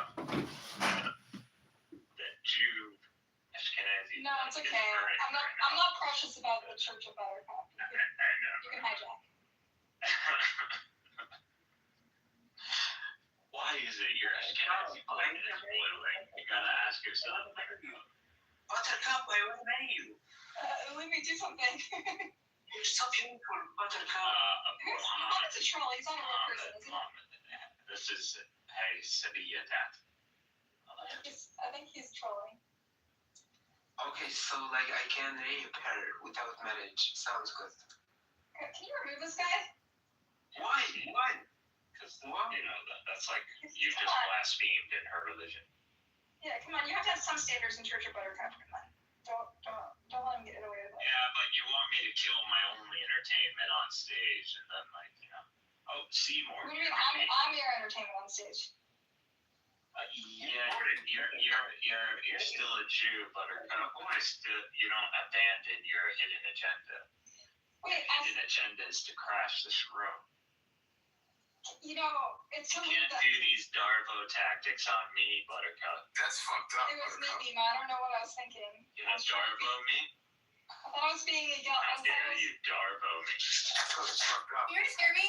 Or am I talking to myself? Oh, we can hear you loud and clear. Darvo. Can I have my house back? Wow. Timmy, Can you remove that guy? stop Darvoing me, Buttercup. Where's Mohammed? Is this BB? I think it's BB. It's not Bibi. It's Why someone. is No, who is it? He's Egyptian. He's interested in you. No, he's not. He's a fake character. I can tell. He's already been married and divorced, so he has relationship experience. And he's willing to serve you as a Is he good rich? piece of shit. He's Egyptian, so you could play that fantasy. Oh, is it what's his name? Dr. Osama? You Dr. could, Osama's version. Why did you forget me? Is it Dr. Oh, it is Dr. Osama.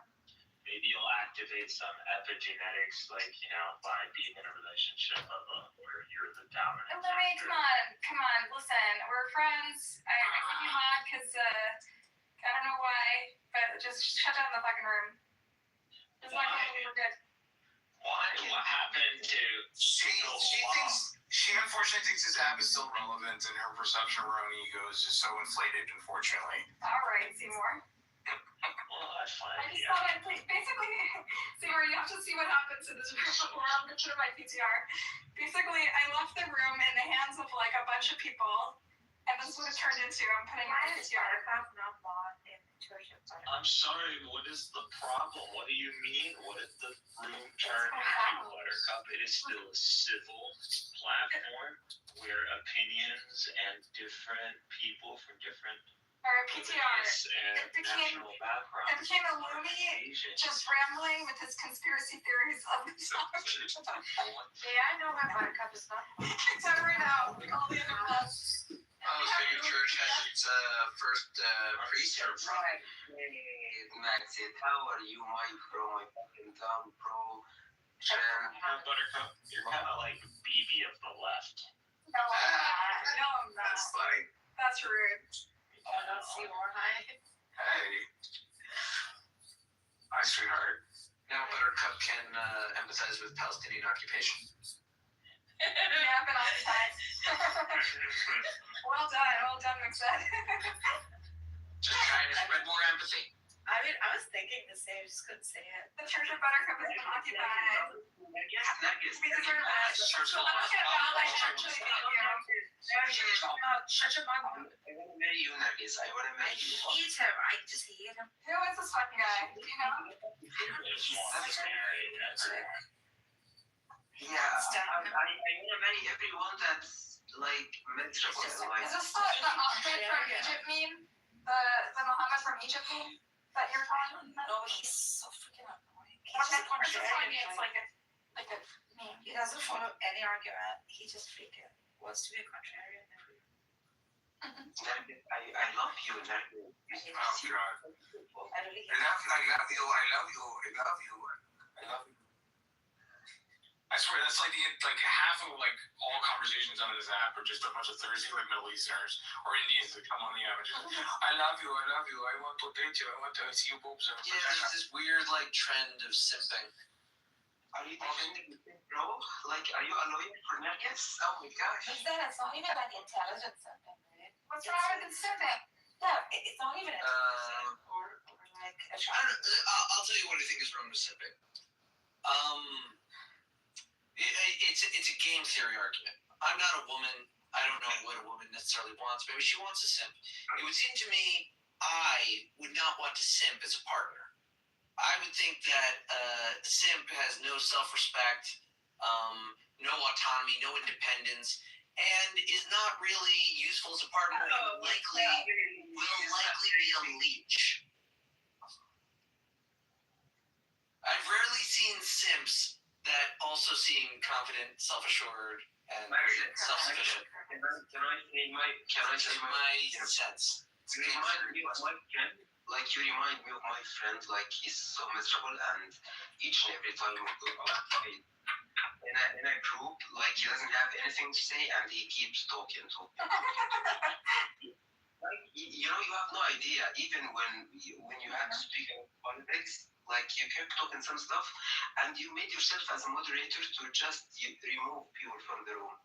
Okay, Matthew. So you don't have to say your opinion about me. How did I make myself a moderator? No, that's all what you do. Like in life, you make yourself as a moderator to dismiss people from the rooms. Okay. Oh, you're saying like I judge you as being like irrelevant or tedious? That's how you are. That's how you do that. You're right. I do judge you. Moderator, because if you get into a discussion deeply, like you don't know how to. No, this is Yeah, but I'm also a favorite. You judge people. Because the third one gets like the most like attention. Sure. But look at the order, bro. They got something each Yeah, and every I have two. Why for one? Yeah, why does two come before? There's something wrong with the success of Lydia thinking. Let's go. That's something for you to think about. Illumi believes in Lydia time. Oh my god, I this think is you so. guys, Olivia, you're allowed to have four. Who's the fourth? Yeah, tell us the code. He's leaving his options open. There was never just a one. There will never be just one. There's always a dynamic. We're all the same. We're just archetypes. On one. I do love the sister. The other two sister wives. I love it. Yeah, it's true. I think you might feel a little left out. Yeah, Illumi's gonna be I think it's gonna be the Trinity against your monotheistic one Illumi. Conspiracy theory, whatever. End times prophecies. The Trinity. I have already found the locus. I've already found It's Buttercup, Ambrose, and Icus as a between the Trinity two against the one God Illumi. That is honestly, you need someone in your life. I have some life, so you should talk. Oh, Yeah. He Your pet accepts. dog doesn't count. He accepts for Oh you. my God, zip that lip. sounds like about bitches. Okay, Buttercup. So Are you? It is Megatron. Come on, Illumi, defend your second wife's honor. He's coming on to your second wife. I don't have he doesn't care. Well, you realize he is Egyptian and he is your former owner. Oh, he outrants you. Oh yeah, we read about that today. We read about He is your master. What about Aisha? Wow. That was dangerous territory. Our mother. They want to take the discussion for Aisha and Muhammad. She was 6, she was 9. Bro, I'm married to 4, okay? And I'm gonna marry Nergis because she has no one in life. You're gonna marry a 6-year-old? Wait, is that what you're saying? A 4-year-old? That's Miserable. Whoa, like, why would that's fucking Buttercup are miserable. He's very man of pity, bro. Please, our Lord Muhammad shall be revered on this stage.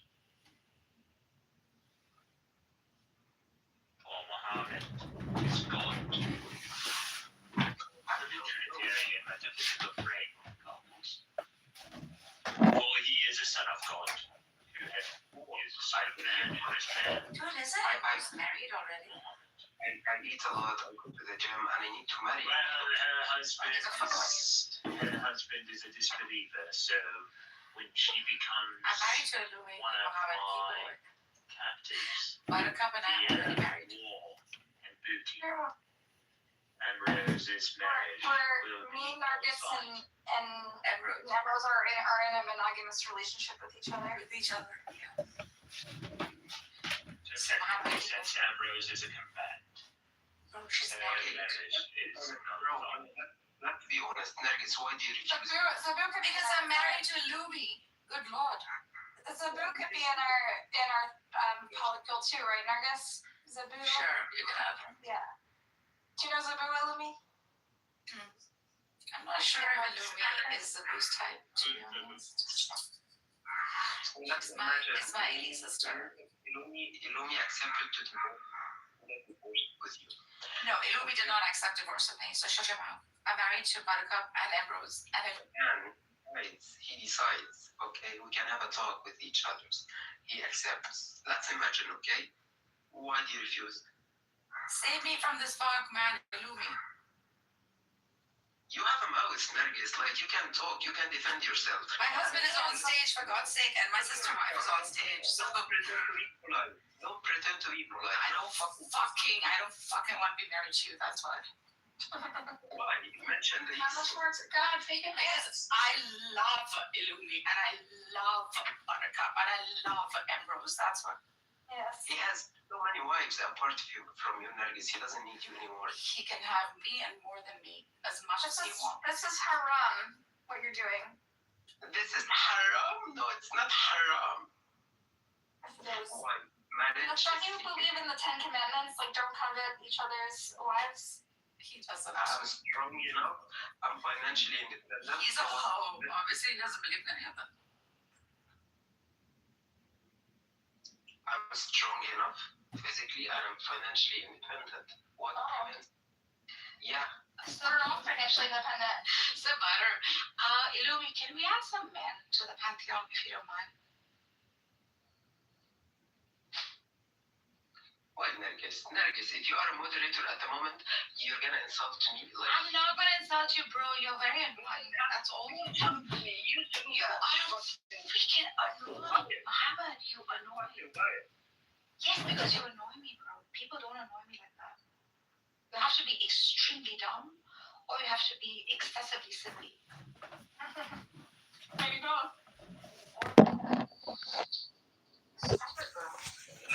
nice, I'm nice, Nergis, I'm nice. Was you pay from both sides of your